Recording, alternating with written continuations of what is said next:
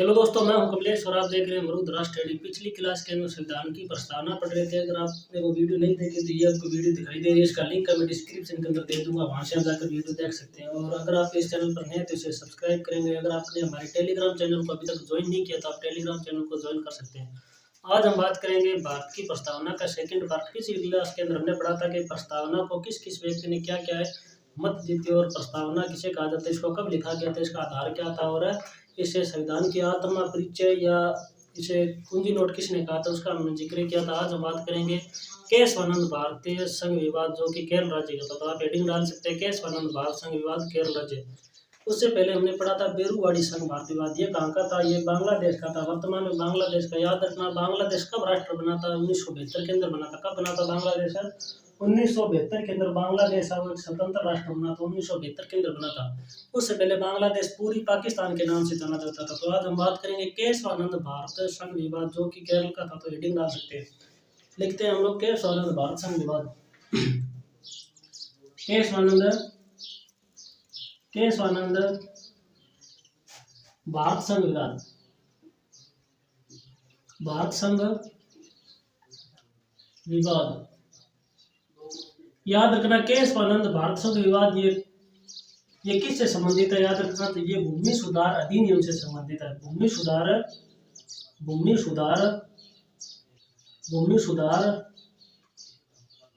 अधिनियम से संबंधित है। भूमि सुधार अधिनियम से संबंधित है। याद रखना, भूमि सुधार अधिनियम किसने पारित किया था? केरल राज्य ने पारित किया था। किसने पारित किया था? केरल राज्य ने भूमि सुधार अधिनियम पारित किया था। याद रखना, केरल राज्य ने भूमि सुधार अधिनियम पारित किया। इसके तहत क्या था? केशवानंद जी थे ना, जो केशवानंद जी एक महान थे। आपको ये तस्वीर दिखाई दे रही है इनकी। तो ये केशवानंद जी है। ये क्या थे? एक महान थे। इन्होंने एक मठ या आश्रम चलाया था। इसके तहत इनके पास बहुत सारी संपत्ति थी जो कि आश्रम के लिए थी। तो क्या होता है, केशवानंद जी की जो भूमि थी उसको केरल राज्य ने इस अधिनियम के तहत अधिग्रहित कर लिया था। तो केशवानंद जी वो न्यायालय की शरण लेते हैं। तब तक बहुत देर हो जाती है। फिर क्या होता है, जो केंद्र सरकार थी ना, केंद्र सरकार ने इस अधिनियम को 9वीं अनुसूची में डाल दिया था। यानी कि इस विवाद को 9वीं अनुसूची में डाल दिया। तो याद रखना, आप 9वीं अनुसूची में कोई विषय डाल दिया जाता है तो उसके अंदर न्यायिक पुनरावलोकन नहीं होता। यानी कि सुप्रीम कोर्ट है वो भी इसके अंदर न्यायिक पुनरावलोकन नहीं कर सकती। न्यायिक पुनरावलोकन का उल्लेख संविधान के अनुच्छेद 13 के अंदर है, जिसके अंदर लिखा गया है कि अगर संसद कोई ऐसा कानून बना ले जिससे मौलिक अधिकारों का हनन हो तो सुप्रीम कोर्ट वो न्यायिक पुनरावलोकन कर सकती है। लेकिन ये अधिनियम, याद रखना, मौलिक अधिकारों से भी जुड़ा हुआ अधिनियम था। तो फिर बात करते हैं, जब संसद ने यानी कि केंद्र सरकार ने इसे 9वीं अनुसूची में डाल दिया था तो फिर एक बड़ी समस्या पैदा हो गई थी। इसलिए क्या होता है, 13 न्यायाधीशों की बैठक बिठाई थी। 13 न्यायाधीशों की एक बेंच तैयार की थी। कितने न्यायाधीशों की? परीक्षाओं में पूछा जाता है कि 13 न्यायाधीशों की एक बेंच तैयार की थी, जो कि आज तक के इतिहास के अंदर सबसे बड़ी बेंच है। यानी कितने न्यायाधीश थे? 13 न्यायाधीशों की बेंच तैयार की गई थी, जो कि आज तक के इतिहास की सबसे बड़ी बेंच थी। क्या होता है, 24 अप्रैल 1973 को अंतिम फैसला देती है सुप्रीम कोर्ट। कब देती है? 24 अप्रैल 1973 को। याद रखना, 24 अप्रैल 1973, जो कि संविधान को पलटने वाला दिन था। यानी कि संविधान में लिखित बातों को पलटने वाला दिन था। यह सबसे महत्वपूर्ण दिन था इस विवाद का। इस दिन क्या होता है, इस दिन विवाद है वो इस विवाद पर सुनवाई होती है। फिर क्या होता है, केशवानंद जी को हार का सामना करना पड़ता है और वो अपना केस अब हार जाते हैं। इस दिन क्या था, 3 प्रावधान दिए गए थे, 3 बातें कही थी सुप्रीम कोर्ट ने। वो कौन कौन सी कही थी? याद रखना, पहले तो कहा गया था कि जो बेरुवाड़ी संघ भारत संघ विवाद था उसके अंदर क्या कहा था कि प्रस्तावना वो संविधान का भाग नहीं है, इसके अंदर संसद संशोधन नहीं कर सकती। यानी कि इसके अंदर संसद संशोधन नहीं कर सकती। और इसके अंदर क्या कहा था कि प्रस्तावना वो संविधान का ही भाग है। इसके अंदर स्वीकार कर लिया गया था कि प्रस्तावना वो संविधान का भाग है। क्या कहा था इसके अंदर? याद रखना, एक बार इसको क्लियर कर लेते हैं, साफ कर लेते हैं। इसके अंदर क्या कहा था कि प्रस्तावना वो संविधान का भाग है। पहली बात क्या कही थी? तीनों बातों का अलग अलग प्रकार से अध्ययन करेंगे। याद रखना, पहली बात क्या कही थी? पहली बात कही थी कि प्रस्तावना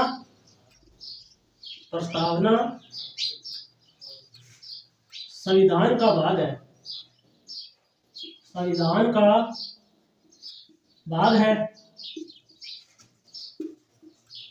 अतः संसद इसमें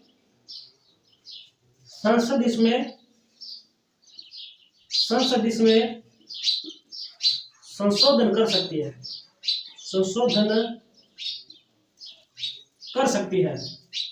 कर सकती है। पहली बात क्या कहती कि प्रस्तावना वो संविधान का भाग है और संसद इसके अंदर संशोधन कर सकती है। और याद रखना दूसरी बात क्या कहती, सुप्रीम कोर्ट ने याद रखना कि संसद संविधान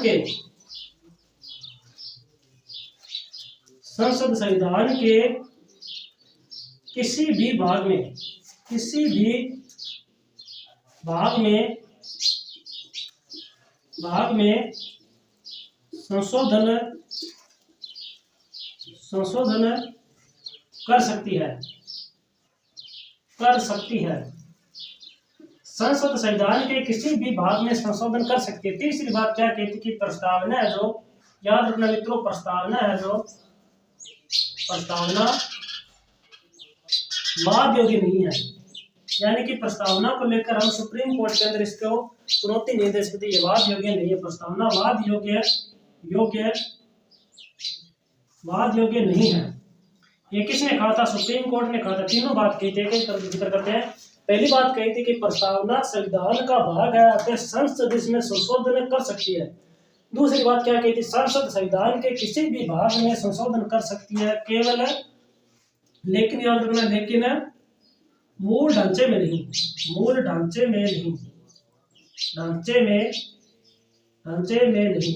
संविधान के मूल ढांचे में नहीं। याद रखना, प्रश्न यहीं से पूछा जाता है कि मूल ढांचे का प्रतिपादन संविधान के किस स्थान पर किया गया। तो आप बोलोगे प्रस्तावना के अंदर मूल ढांचे का उल्लेख है, या फिर कह सकते हैं ऐसा पूछा जा सकता है कौन से विवाद से संबंधित है मूल ढांचा, यानी कि कैसे उन्होंने भारत संघ विवाद को लेकर संसद ने सुप्रीम कोर्ट ने मूल ढांचे का प्रतिपादन किया था, जो क्या था कि जिसमें क्या कहा था कि संसद संविधान के किसी भी भाग में संशोधन कर सकती है, लेकिन मूल ढांचे में नहीं। तो आपको ये मोस्ट लगाकर लिख लेना, मोस्ट।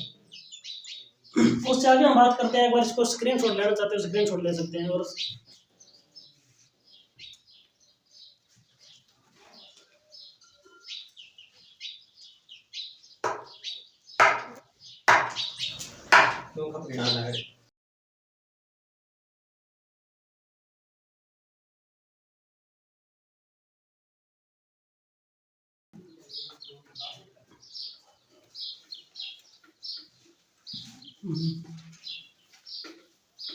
अब हम बात करेंगे 42वां संविधान संशोधन। 42वें संविधान संशोधन के तहत प्रस्तावना में कौन कौन से शब्द जोड़े गए थे उनका हम जिक्र करेंगे। तो अगर आपने इस चैनल को सब्सक्राइब नहीं किया तो आप चैनल को सब्सक्राइब करेंगे, वीडियो को लाइक शेयर करेंगे। तो बात करते हैं 42वां संविधान संशोधन।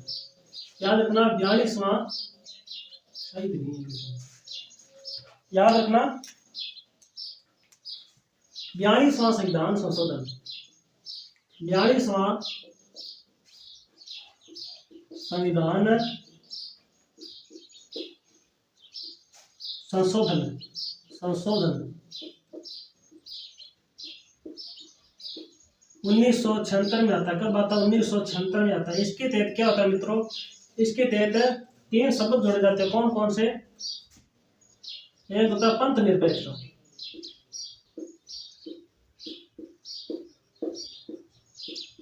एक होता है अखंडता, याद रखना पंथ निरपेक्ष, अखंडता, और तीसरा शब्द कौन सा जोड़ा जाता है? समाजवाद जोड़ा जाता है। कौन सा शब्द जोड़ा जाता है? समाजवाद।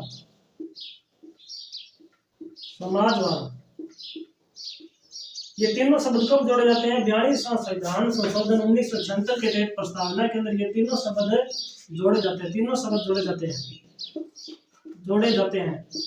याद रखना प्रस्तावना में एकमात्र यही संविधान संशोधन होता है। 42वां संविधान संशोधन है, प्रस्तावना में एकमात्र संविधान संशोधन होता है। नोट करके लिख सकते हैं कि प्रस्तावना में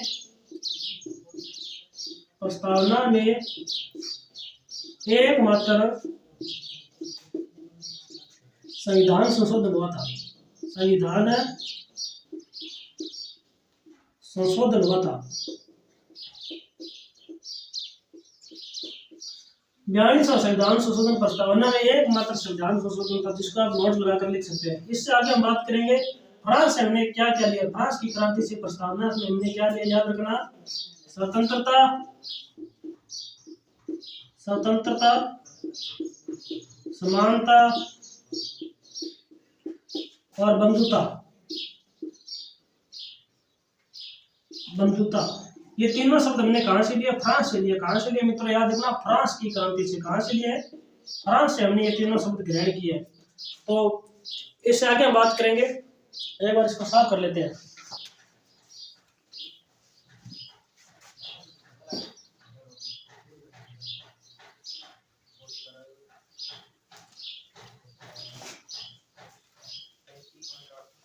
इसके बाद में एक विवाद आता है, एलआईसी बेन नाम उपभोक्ता भारत संघ विवाद 1995, जिसका हम जिक्र करेंगे।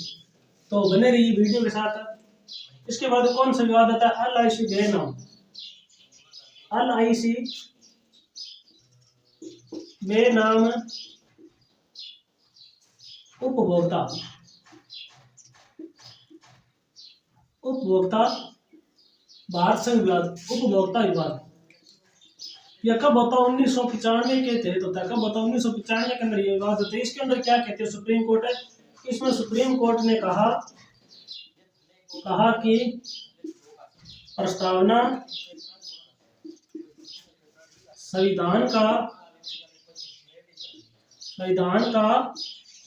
आंतरिक हिस्सा है, आंतरिक हिस्सा है, और प्रस्तावना संविधान का प्रस्तावना संविधान की आत्मा है। ये किसने कहा था, एलआईसी बेनाम उपभोक्ता भारत संघ विवाद कब होता है, 1995 के तहत होता है। अब बात करते हैं प्रस्तावना के शब्द, यानी कि भारतीय संविधान की प्रस्तावना, उसके कौन कौन से शब्द है और कहाँ कहाँ से लिए, इसका तात्पर्य क्या होता है। बने जी वीडियो के साथ। सबसे पहले बात करते हैं प्रस्तावना का पहला शब्द कौन सा था। इसके अंदर क्या लिखा, हम भारत के लोग, हम भारत के लोग, हम भारत के लोग। इस शब्द से क्या तात्पर्य मित्रों, याद रखना, पहली बात ये शब्द हमने कहां से लिया है, तो याद रखना ये शब्द हमने अमेरिका की क्रांति से लिया। अमेरिका की क्रांति से लिए। कहां से लिए, अमेरिका की क्रांति से लिए। याद रखना ये शब्द यूएनओ के चार्टर से प्रेरित है, यूएनओ के चार्टर से प्रेरित है। याद रखना इस शब्द का तात्पर्य क्या होता है, तात्पर्य होता है इसका तात्पर्य होता है कि हम भारत के लोग, यानी कि भारत में जनता संप्रभु। याद रखना इसका मतलब होता है भारत में जनता संप्रभु है, संप्रभु, यानी कि भारत में जनता संप्रभु है, जनता सर्वोच्च है। यानी कि इसका मतलब होता है कि शासन करने की अंतिम शक्ति है वो किस में निहित होती है, जनता में निहित होती है। जनता द्वारा चुने हुए प्रतिनिधि होते हैं, वही सरकार का चयन करती है कि सरकार भाजपा की बनेगी या कांग्रेस की बनेगी। तो इसका मतलब होता है भारत में जनता संप्रभु, यानी कि लिख सकते हैं हम लोग शासन करने की अंतिम शक्ति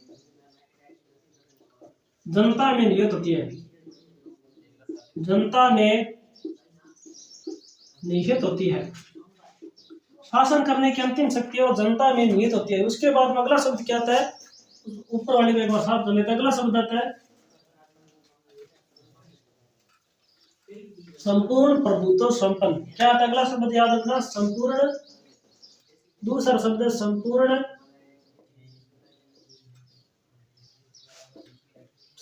प्रभुत्व संपन्न, संपूर्ण प्रभुत्व, या फिर इसे कह सकते हैं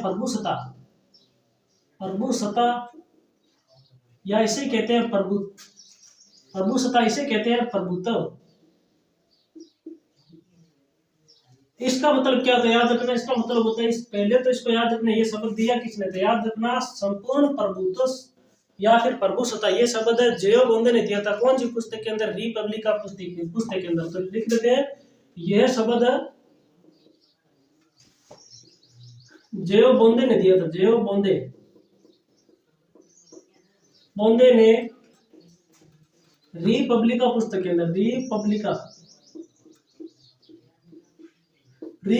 पुस्तक के अंदर दिया था। रिपब्लिका पुस्तक के अंदर कौन सा शब्द दिया था? संपूर्ण प्रभुत्व, प्रभुसत्ता या फिर प्रभुत्व कहा जाता है। तो ये शब्द किसने दिया था? जियो बोंदे ने दिया था। कौन सी पुस्तक के अंदर? रिपब्लिका पुस्तक के अंदर दिया था।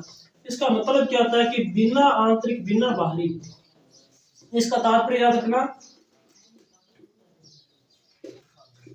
इसका तात्पर्य होता है कि बिना आंतरिक बिना बाहरी दबाव के, यानी कि बिना आंतरिक बिना बाहरी दबाव के निर्णय लेने की स्वतंत्रता। भारत की जनता को बिना आंतरिक बिना बाहरी दबाव के निर्णय लेने की स्वतंत्रता प्राप्त है। तो हम लिखेंगे, याद रखना, तात्पर्य क्या होता है कि बिना आंतरिक बिना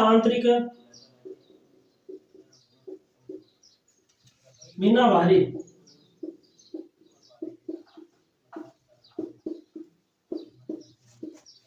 बिना आंतरिक बिना बाहरी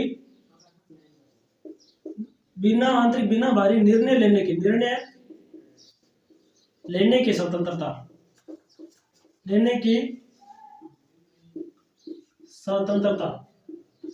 जो किसको प्राप्त है? स्वतंत्रता किसको प्राप्त है? भारत की जनता को प्राप्त है। तो साफ कर दीजिए इसको।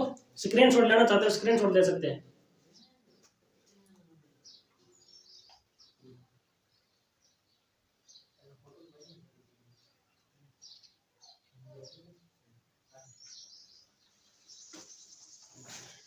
बिना आंतरिक बिना बाहरी दबाव के निर्णय लेने की स्वतंत्रता हमें भारतीयों को प्राप्त है। तो इससे अगला शब्द हम बात करेंगे समाजवादी।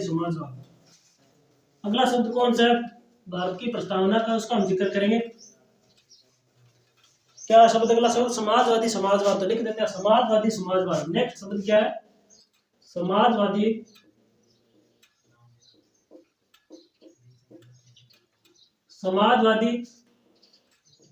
समाजवाद। याद रखना, समाजवाद का अन्य नाम कौन सा है? इसका अन्य नाम कौन सा है? इसका अन्य नाम है राज्य आश्रित समाजवाद। कौन सा नाम है? राज्य आश्रित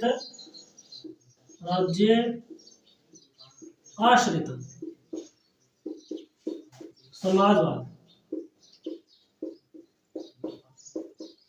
अन्य नाम है राज्य आश्रित समाजवाद। याद रखना,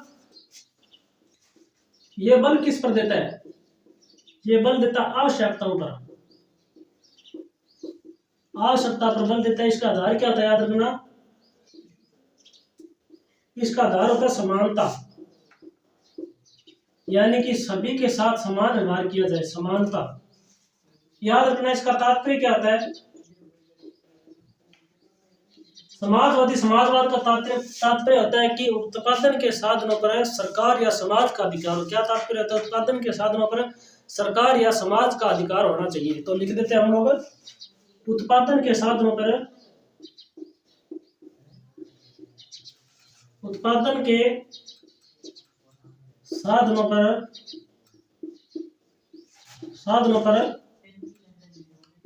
सरकार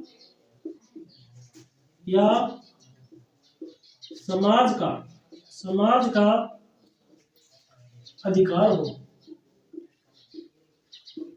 अधिकार हो। उत्पादन के संसाधनों पर समाज या सरकार का अधिकार। याद रखना, उत्पादन के संसाधन कौन से हम जिक्र करेंगे। उत्पादन के संसाधन कौन कौन से? याद रखना, भूमि, पूंजी, श्रम, साहस, उद्यमी। भूमि, पूंजी, श्रम, साहस, उद्यमी। ये कौन से उत्पादन के संसाधन है? कितने हैं? 5 है। 1 2 3 4 5 5 संसाधन उत्पादन के। यानी उत्पादन के परीक्षा में पूछा जाता है कि निम्न में से कौन सा एक उत्पादन का संसाधन है? तो भूमि, पूंजी, श्रम, साहस, उद्यमी। उसके बाद हम जिक्र करते हैं, याद रखना, समाजवाद को क्या कहते हैं? गांधीवादी। याद रखना, गांधीवादी गांधीवाद या मोक्षवाद। गांधीवादी या मोक्षवाद भी इसे कहा जाता है। इसका उद्देश्य क्या होता है, याद रखना, समाजवाद का उद्देश्य, इसका उद्देश्य कौन सा होता है, याद रखना, जनता का कल्याण। समाजवाद का मतलब होता है जनता का कल्याण। तो अगर आपने यहाँ तक पढ़ लिया तो आप उसका स्क्रीनशॉट दे सकते हैं।